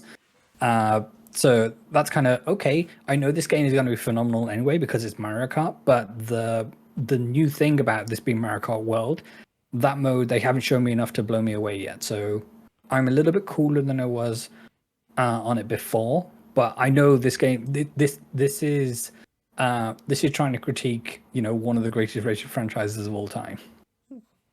So we're still grading on a curve, and it's still going to sell gangbusters, probably less than it was when it was £60 for people. But if you're in a position to get one at launch, then go for it. Cool. I was wondering, like, has it moved the needle? All of a sudden, is Vitz going to be looking out for a Switch too? No, not at that price. Fair enough. Yeah, I skipped it because I was like, oh, I'm not gonna get a Switch 2, so it wasn't really much point. I'll just play Blueprints some more. Fantastic game, sorry. It feels, so I've had just feel sorry for myself with my shoulder flash back and just to make myself more miserable by watching a direct for a game I can't afford. It's like, fuck, this game looks really good. How much is it going to cost me? Oh, £470. Great, yeah. I'll be interested. So they reiterated the launch date being June 5th, which is supposedly the date that the system is launching worldwide, and whether they will actually stick to that or not, given what the current administration of the White House is doing. So I don't know, like America is one of the biggest markets for Nintendo, and whether they will do a staggered worldwide launch of saying, okay, it's out in everywhere but America and Canada, and then we'll wait 6 months to see what happens, or it'll be interesting to see how things shake out. Things seem to be changing on a daily basis, so it's almost as if they didn't have a clue what they're doing over there. I think they know what they're doing. That's the problem. But yeah, no, that's cool. I'm always interested to hear your thoughts on like driving games and racing games. Yeah, especially when they're not Gran Turismo. Absolutely. Yeah. Not that I have anything against you talking about Gran Turismo. It's just those tend to skew. Oh, I found a right clanger this week though, Ames. So how I was talking about GT Sophie and how it's brilliant. So I thought, you know what, GT Sophie, they can race go-karts now. Go-karts is something I've always wanted to drive in Gran Turismo. There isn't a use case for them in single player at the moment, so we'll do custom races. That's all good. It's been at least 3 years since that game came out, possibly more at this point. For some reason, they didn't think to add the ability to refuel your go-kart mid-race was the thing. So I was doing like a 20-lap race, adjusted my fuel map to save it a fuel mileage, and so I came in like end of lap 10, couldn't refuel, so I just had to quit the race. It was PD gives and Prolific Digital takeaway. It's yeah. Mamma mia. Exactly. So, obviously, Moody's still not here. And I was looking at the doc, and I was like, "We're going to need a third topic." And I enjoyed what we did last week, where we took the BAFTAs list of the most influential games of all time, and we just ran down it. Unrelated to that, I was looking up some stuff on the Video Game History Foundation. Like, they've got the digital library up and running, so you could like look through all sorts of stuff. That's where I got in my Elden Ring video. That's where I got the quote from the Bloodborne Reviewers Guide, because they have the Bloodborne reviews guide on there. It was quite fascinating to read. But I was looking for some quotes, and ended up looking through some old magazines. And one of the old magazines I looked through was a Game Informer magazine, which just so happened to have their best games of 2002 list. Wow. Like in this magazine. So I thought, cool. I'm finding some stuff for myself, like to maybe to put in a future video. But also, should we go through Game Informer's Game of the Year 2002? Yes, absolutely. Let's do it. Yeah. They've got a top 10, but they've also like interspersed amongst this top 10, they've got some interesting adverts, but also they've got some like categories, like some feature categories. So I'm just going to go through the lot. Let's go. So yeah, 2002. Cast your mind back 23 years into the mind of. I bought my PlayStation 2. Yeah, into the minds of, it was PS2, it was GameCube, it was Xbox, and it was still Dreamcast, I believe, at the time. Yes. Can't remember. Yeah, it was Xbox as well. 99 Dreamcast came out, yeah. So the number 10 game of best game of 2002, according to Game Informer, was Metroid Prime. 1. Thought that'd be higher because I thought that's like one of the go-to games of all time. Yeah, there's some interesting things like when you think about historical context, right? Where it's like it was risky. Metroid in 3D, like, which is quaint now. But in the 2000, at the beginning of 2000s, where they were like, "Hey, we're doing this Metroid," you're like, "Well, no, you can't make a Metroid game in 3D." Well, they did, and it's the 10th best game of 2002.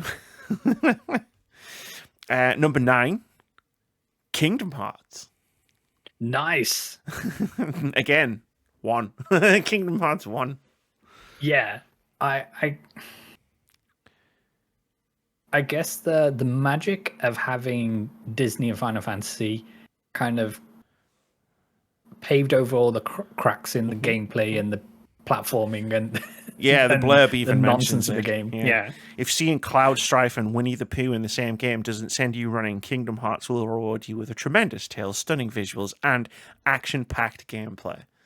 And this Square Enix made Squaresoft. This is what I learned today. I learned this game wasn't made, but this game was from before the merger. So this was just a Square game. Wow. Yeah, that's crazy, right?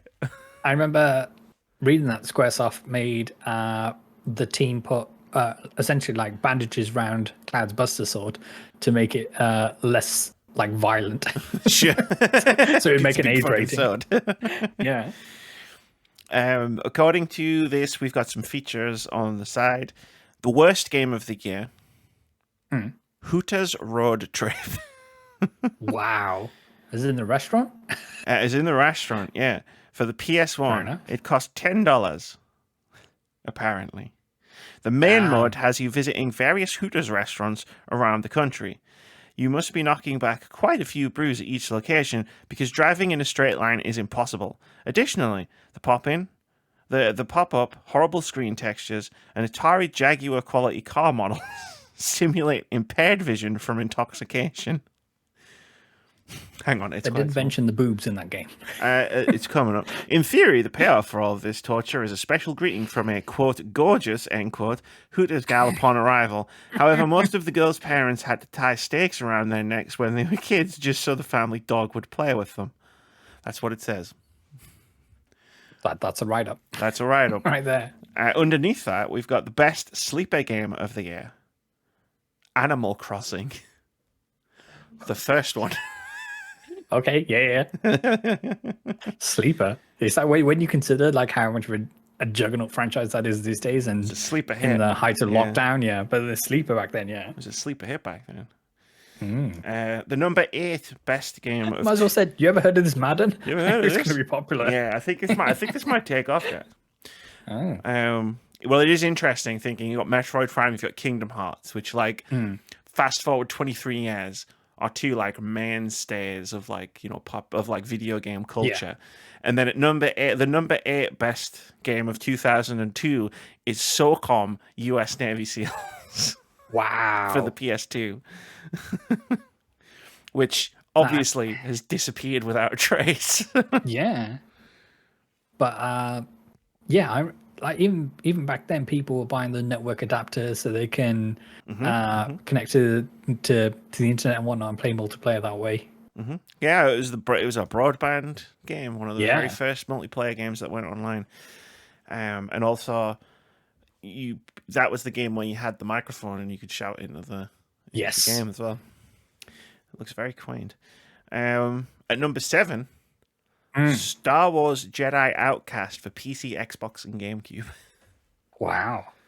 PlayStation not getting any love on that one. They didn't get that one, no. I like this series of games. This is the series that started with Dark Forces and worked its way through. So it's a really good series of games. And the quote just says, "Oh dear God, this is a cool game." Someone called Christian. That's what they said. We have best graphics in a video game. Wow. Resident Evil 0. Okay. for the GameCube. Which I can see it. Those pre-rendered backgrounds in 2002. When did Resident Evil Remake come out for GameCube? It was a launch title, So then I believe. they're saying Resident Evil 0 is better than the visuals in RE Remake? Yes. Wow. Okay. Yes, That's they a are. choice.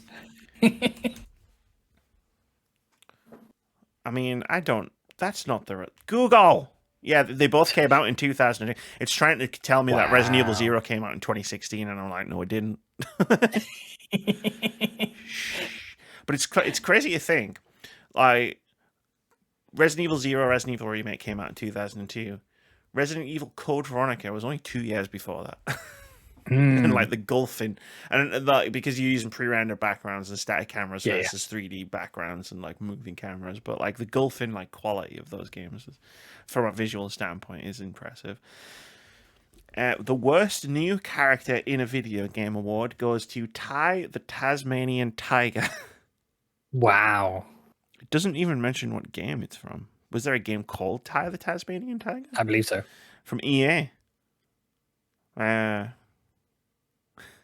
Australian game, apparently. I'm not going to read the blurb. It got 2 sequels. No way.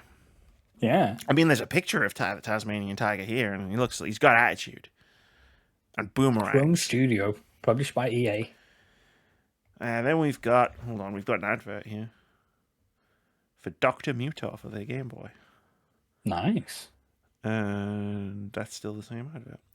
Number 6, best game of 2002, Super Mario Sunshine for the Nintendo GameCube. No. Just no. Everybody, like Miyamoto and his crew, they all took the summer off. All the interns came in and they made Sunshine. We all knew that Super Mario Sunshine would be a crowning achievement in video games, but as usual, Nintendo and Miyamoto still gave us more than we expected. Wait, Rainer. Someone called Rainer said says it was the perfect sequel. Is that Andrew Rainer? How's Rainer spelled? Because it might be Rainer Scully. Reiner. Well, it might be because I think everyone's using their first names. But yeah, Super Mario Sunshine, number 6. Wow. Number 5, Mortal Kombat: Deadly Alliance for PS2, Xbox. And I had that one. That was a good one. Chet says it was the best 3D fight to date. Okay. So, got a couple more. Best video game developer. Volition. Rest in peace. Yeah, R.I.P. We Red Faction, believe it or not. I was like, what did Volition? That's before Saints Row. It has to be. And I'm like, yeah. Volition outdid itself in 2002. We all assumed Red Faction 2 would be spectacular, taking the environment-altering GeoMod engine to new heights and bringing the battle for Mars here on Earth. We were not disappointed. What we weren't ready for was Summoner 2, the sequel to the ho-hum PS2 launch title RPG. Deep combat, loads of variety, and rewarding exploration greeted us in one of the most surprising releases of the year. So, Hell yeah. Good on them. Best video game soundtrack, Grand Theft Auto Vice City. Okay. Which is always cheating.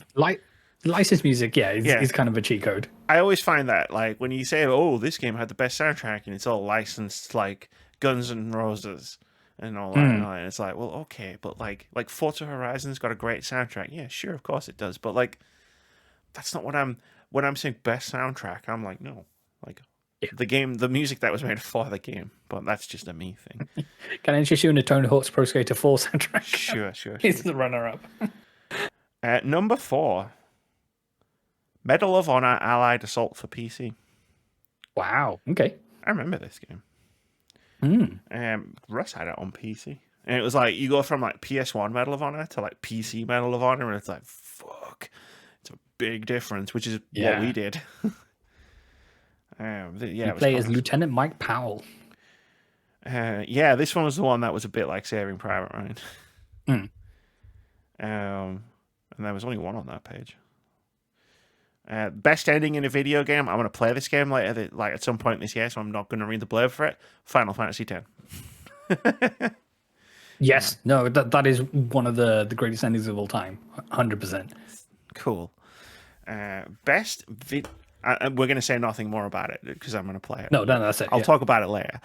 Best new villain in a video game. Ms. Ruby.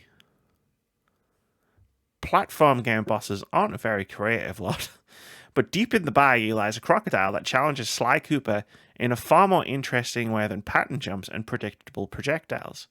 Taking a page from Parappa the Rapper and Space Channel 5, Ms. Ruby requires Sly to mimic her movements, repeating button presses at the same rhythm to dodge her attacks. Fair enough. I was like, what game is Ms. Ruby from? Just ring a bell. Sly Cooper. And we've got a Shinobi advert. Number 3, best game of 2002, Final Fantasy X. Okay, yeah. Raina calls it a new standard for role-playing games and video games as a whole. Mm-hmm. I was assuming Final Fantasy X didn't have a great reception like when it came out, but am I wrong on that? Did I just like... Oh, no, Final Fantasy X was the juggernaut of it, being the first Final Fantasy title on PS2 and first one with voice acting and yeah. All right, because like I thought it was a Silent Hill 2 situation where it's like its reception wasn't necessarily like what people think of it now. Whereas like Silent Hill 2 is now one of the most beloved survival horror games of all time. But in 2001, when it came out, it was more mixed. Maybe they just knew people who played Final Fantasy X and they were like, it's not. I didn't like it. Whatever. Like maybe that's what happened. I think it's one of those, and this is true like most Final Fantasy titles. It's either people who just think they try it once and they get like an hour in and they said, "Oh, this is not for me," or they are ride or die for whatever Final Fantasy that is. Sure. Like I am with 16, and yeah. You like Final Fantasy 16? I had no idea. And no one can convince me otherwise. I'm not trying to convince you. 100%. I wouldn't do that. The best new character in a video game is apparently Shinobi's scarf. As in scarf. Just the scarf? Fair enough. A ninja is just some guy with black pajamas. Shinobi's main man, Hatsuma, isn't too different, save for some cooler than average accessories. His scarf, though, that's another matter altogether. It's long, it's red, it follows him wherever he goes. The flowing garment is so advanced it has its own physics engine. We predict women will want to wrap the scarf around every inch of their bodies. Children will want to grow up to be just like the scarf. Grandmothers will be pressured to knit their fingers to the bone due to requests to replicate this stylish article of clothing. In Scarf we trust. I mean, the writer had a lot of fun with that one. For sure. Uh-huh. They do strike me as the type of person who wears scarves and a t-shirt in the height of summer. Like how the doctor, Matt Smith's doctor, is always running around being like, bow ties are cool. Like whoever wrote that blurb was like, scarves are cool. Mm-hmm. Damn, this list came out before Doctor Who Revival even started. Yeah. Apparently the most inspiring performance by a video game character was Mr. Rossetti. He's from Animal Crossing. Fair enough. Most video game characters don't care what you do. In 2002. Lie, cheat, steal, it's all the same to them. Animal Crossing's Mr. Rossetti, however, takes things personally. Since the game tries to be as true to life as possible, gamers may be tempted to reset their game to reverse decisions or try new things without consequence. Mr. Rossetti ends up being your consequence. If you see him pop out of the ground, be ready for a lengthy, and we mean lengthy, lecture on why resetting your game is a cardinal sin of Animal Crossing. Continue your wicked ways, and the stern talking tos get harsher and harsher. Way to stand up for truth and justice in gaming, Mr. Rossetti. We salute you. Also, play the game you want to play the game. You need to hard reset that shit. Yeah, reset that shit, man. Game's supposed to be fun. Oh, damn. There's a full page ad for Resident Evil 0. Nice. Before the mansion, before the disaster, evil is born. Man. Resident Evil. The first screenshot is Rebecca standing next to a row of urinals. I'm not kidding. Nice. They've got like the squared screenshots, and like the first one is like, Rebecca in a bathroom. Oh snap! James Bond 007 Nightfire came out in 2002. Yeah. Number 2. Speaking of this list, the games that came out in 2002. Number 2, best game of 2002, according to Game Informer, Metroid Fusion for Game Boy Advance. Over Metroid Prime. Or Metroid Prime. Okay. It's the 2D one. Yeah. You know, the familiar GBA, gameplay yeah. mechanics and exploration have returned, and Fusion looks better than the Super Nintendo classic, Super Metroid. When Nintendo deviates from the formula is the game's story, which twists and bends to always keep you guessing. Samus has issues, Metroid Fusion does not. Rather, it's the second best game of 2022. Wow. I mean, yeah, it looks like Metroid. Looking at the screenshots in the magazine. Now, please tell me that number 1 on the list is BMX XXX. It surprisingly isn't, but before we get Oh, they gave a posthumous lifetime achievement award to Nintendo's former president Hiroshi Yamauchi. oh damn, yeah. Because I was going to say, Iwata-san didn't pass away that long ago. No, he didn't. Yeah. Let's have a look. During his 50-plus year stint as president of Nintendo, Hiroshi Yamauchi 15 or 50? 5-0. Wow. When he took the company's helm in 1949, he cleaned house, firing almost everyone in power. Nintendo grew from a trading card company into an early arcade game maker to handheld LED game manufacturer onto console gaming giant, with Mr. Yamauchi in charge of every decision. He hired the legendary Shigeru Miyamoto. He revitalized the dead video game industry with the Famicom. He cancelled the Sony CD add-on to the Super Nintendo, which later became PlayStation. If something happened in video games, chances are Yamauchi was involved until May 31st, 2002, when he retired.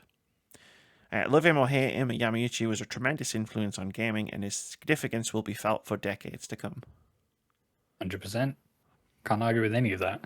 No, definitely not. The best peripheral of the year was apparently the Nintendo e-reader for Game Boy Advance. This snazzy device lets you play old-school classics like Excite Bike and Ice Climber with a few scans of specially encoded e-cards. Swipe Pokemon e-cards and open up minigames and expanded Pokédex. Animal Crossing cards award you with new items, songs, and other goodies in the GameCube hit. Who knows, someday we may be making car payments using this extremely versatile gadget. I mean, not too far off the mark. Yeah. It wasn't an e-reader, but...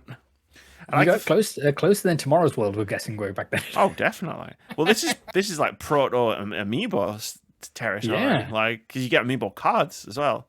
Now, this is basically what this is, but 2002 for the Game Boy. There's a full-page ad for a Dark Angel video game. Do you remember that TV I saw that, show? yeah. I do. James Cameron was involved in that show, you know? James Cameron, like, yeah. It was James Cameron's Dark Angel. Like.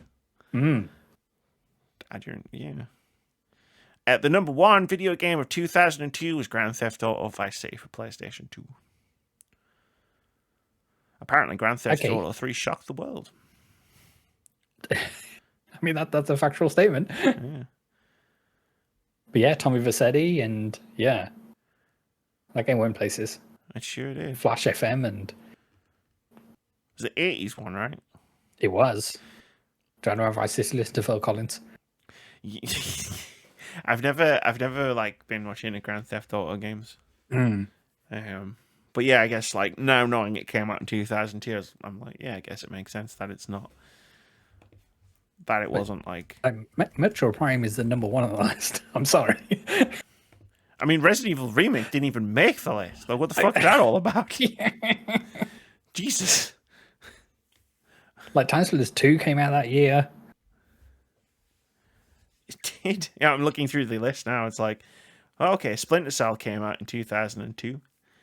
Warcraft 3 Reign of Chaos came out in 2002. Morrowind came out that year. I'm not saying it was going to make the list, but Eternal Darkness came out in 2002. damn. As did Neverwinter Nights. Mm. The original Ratchet and Clank came out in 2002. Wow, a lot of games came out in 2002. There were some games. Jet Set Radio Future. Damn. Pokemon. Didn't even get a look in. No. That was a fun excursion, Ames. Well, maybe we'll do more. There's plenty more Yeah. years to like look through. Hold on, let me just check something because you must have some. Don't mind me. I'm still excursioning. I've got a whole magazine open in front of me. Mm-hmm. It's not loading very fast, but then these are incredibly high quality images, scanned images. You should go. In fact, go to the Video Game History Foundation's digital library and just start poking around. The things that you can find in here are crazy cool. They have Game Info. I only went to the 2002 one because that was the one that I was opened up and was looking at. They have all of the Game Info magazines going back to the 90s. But anyway, I found what I was looking for. The reviews from this issue of Game Informer. Holy crap, there's a lot of them. You want to talk about BMXXX? I've got a review here. It got 7.75 out of 10. Damn, I was hoping he was going to get 6.9 out of 10. The tagline is, "You want the breast? You got it." Amazing. At James Bond 007 Nightfire got 7.75 out of 10. Wait, is that Superman, the Man of Steel? It's not the infamous Superman game. No, that was 2006, I want to say. 4.75. So that's Xbox 360 title.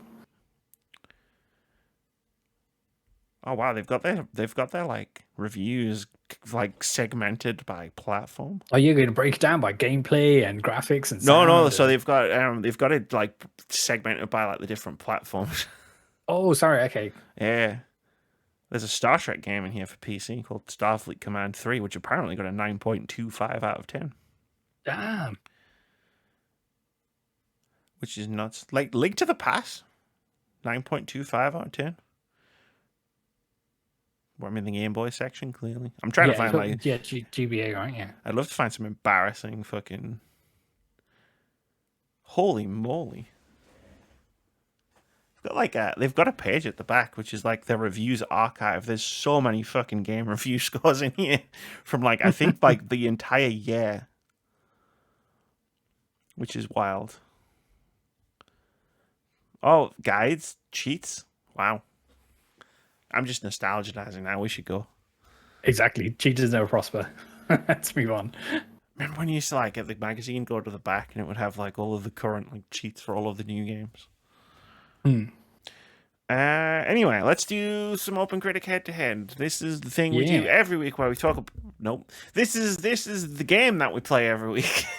Yes. Where we try to guess the OpenCritic average of upcoming games. Whoever gets as closest to the score at the time of recording gets a point.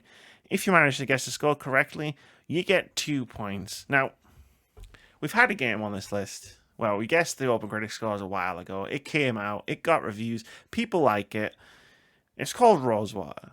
And on OpenCritic, that game has 4 scored reviews. Now, I have been told in the past that is enough to trigger I thought it was 3, right? a score. Yeah. It's 3 games and it gets a score. But we've been sitting on this thing for 3 weeks and it doesn't have a score. So I figured out what the score was based on the reviews that are on OpenCritic. And I'm saying we just use that. Hey, the points aren't going to Moody, so I'll go for it. So I guessed it would get an 85. Moody guessed it would get an 80. Vitz guessed it would get an 83. At the time of recording, according to me, not OpenCritic. Your maths. Yeah. The maths that I plugged into a calculator on the internet, I didn't do that. The maths myself. I wanted to make sure this was above reproach. Everybody knows how bad I am at maths. If I said I did the maths, everyone would be like, whoa, it's just cheating. Exactly. There's a flag on the field. And I would be like, yeah, you know what, you're right. But I didn't do the maths myself. Rosewater has an OpenCritic average of 87, which means So Amy gets a point. Like, I'm still so far behind. That keeps the points. It's Amy 7, Vitz 11, Moody 13. Yeah, for the other two games we have guest scores for, they haven't got reviews yet, and one of them actually got delayed, so that's coming out One later. of them is going to in be April. out soon. Yeah, that was my Yes. bad. But yeah, we got 2 games to guess the OpenCritic average for. We're going to go first with Post Trauma. Yeah, for context, Moody's picking first on those ones, and he's kindly given his scores in before we sat down to record. So this is another Raw Fury joint. So they are having a whale of a time. This is like a PS2 inspired horror game. It looks really, really awesome. Again, scale game might not be for me. I reckon but it's not me to guess I was going to first. say, It's whoa. you, Ames. I mean, I wasn't going to stop you. Don't let me stop you. Yeah. I want to keep talking. That's fine. This is my, like, this week, right? This week I have 2 games to pick. And, like, this week is, like, Amy's Kryptonite. It's like, Yes. there are several genres of game where I will be, like, where it's like, my opinion of them is higher than the general consensus of them. And one is, like, old school style survival horror games. And the other one is turn-based RPGs. Ding, ding, ding, ding, ding. And look what we've got this week. So it's like, like, I love old school survival horror games. I love this renaissance we're having of fixed camera angles and tank controls and low polygonal graphics and like PS1, PS2 style. Like it's all. Give me just keep making them. Just keep bringing me these games. 75. I don't trust them. The game critics. That's right. I'm talking about you. Yeah. So only one of the digits has gone in the dock for now. Maybe that's an issue on my end. But I can type this week, so. Oh, there you go. I am gonna go for an 80. Let's be slightly more positive. It's a survival horror game. I'm like, you know what? We were just talking about it. I think I'm still holding trauma over the reception to Silent Hill 2 back in 2001. Where I was like playing that game on Xbox. I didn't even play it on PS2 when it came out. I played it like a year later, 2 years later on Xbox. It had the director's cut with the extra scenario in it. You know, the thing you would have to usually pay like 20 quid for to play now. Is I just put that on the disc. Wild. And I was like, this is the greatest horror game of all time. And then reviewers were like, it sucks actually. And I was like, what the fuck are you talking about? This is the greatest horror game of all time. And like, time's born me, like, just proving me right. I don't know where I was going with that. I really wanted to rant about Silent Hill 2. Sure. Ames, what's the next game we're guessing for? Claire Obscure Expedition 33. Let's go. Was this announced last year? It was announced at Game Awards. Was it? Because it was an Xbox showcase, and I remember watching. I was watching it with Moody, maybe. And we were watching it. We're like, "What the fuck's this? Holy crap!" Maybe got another trailer at the Game Awards or something like that. I don't know. Wherever it was announced, ever since it was announced, Yes. I've been like, "Hell yeah!" And then you learn more about it. I'm like, "Hell yeah!" Oh, it was last featured at the Xbox Direct or Developer Direct is what it That was. was this year. I didn't watch that one. Yeah. But he was like, "Have you watched it? I'm gonna talk about it." And I was like, "No." But yeah, Jennifer English, you may know as Shadowheart. She's in this game. The one and only Ben Starr. They're in this game. Charlie Cox in this game. Yeah, the cast is stacked. Charlie Cox, of course. Charlie Cox would be. Yeah. Is he going to play the Remember same that character from him?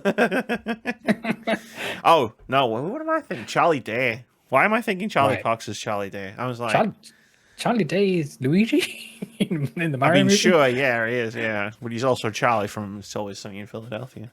This is true. Oh yeah, I'll just I get a thought I tried to job. video games.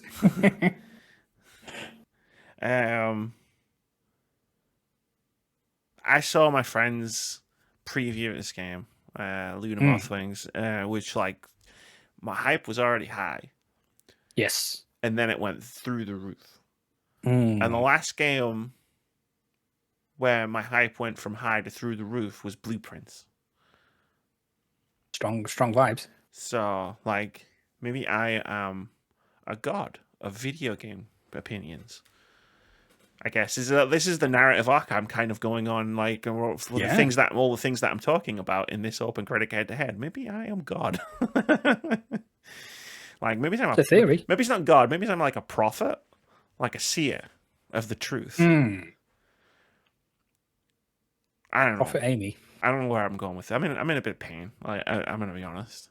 Prophet Amy, peace be with her, has a nice ring to it. Peace. I mean, yeah, I'm a peaceful person. Let's go with that. 87. Yeah, for context, friends, Moody, I guess, first on this one, and they went 80. for an 80. 87 is a really, really strong pick for this one. Now that I've learned how to parry, thanks to Elden Ring, and you can parry in this game, I'm going to go for an 88 because it never fails. Cool. I think it's going to be big. I think I'm going to really enjoy it. Maybe you'll learn to parry in this one. No, probably not. I mean, I'll try. Uh-huh. I'll probably not succeed. But yeah, no, that's going to do it for this episode of the Words About Games podcast. Mm-hmm. Very strange one. We talked about Blueprints, we talked about Mario Kart, and then for completely nonsensical reasons, we talked about Game Informer's Game of the Year 2002 list. It was a fun old time. Let's do this every week until Moody gets back. The Game of the Year lists will continue until morale improves. I'm just going to pick a random magazine in a random year and be like, right, this time we're going back to 1999. Next week, next week we're picking an issue of Cosmopolitan from 1993. Let's go. I could probably pull out some pretty random ones. But yeah, that's going to do it. This weekend's stream on Sunday night will be me playing a very ill-advised Resident Evil randomizer. Sure will. It's going to be interesting. I don't know if it's going to be finishable. I'm going to have to find out. We will see. Yeah, and then keep an eye on our socials for promo for the Mass Effect Characters Ranked stream. And yeah, thank you all. Hell yeah, let's get out of here. I need to not be sat upright. Yes, let's do that. So, peace and long life, and high five, and down touch your low, toes if you can. Too slow. Yes. Yeah, got you. Yeah, yeah. See you later.